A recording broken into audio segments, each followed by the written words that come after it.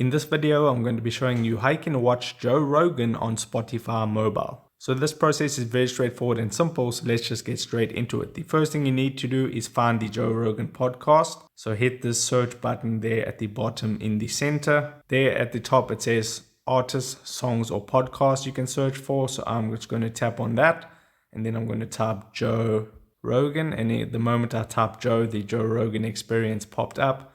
So you want to tap on it, and then that's going to give you all the different podcasts that you can watch on your mobile phone. So let me say, for an example, I want to watch the one at the top. All you need to do is tap on it, and first of all I'm going to make sure that I'm on the correct device. So it's on this phone. Make sure it's on your phone and then click on play. That's going to load up. Once it's loaded up, you can tap on it there at the bottom and then it's going to play. Let me just skip forward a bit. And you can see the Joe Rogan podcast playing and you can now watch it. So that is how you watch Joe Rogan on Spotify mobile. If this video helped you out, don't forget to like this video and subscribe down below. And I'll see you in the next video. Take care.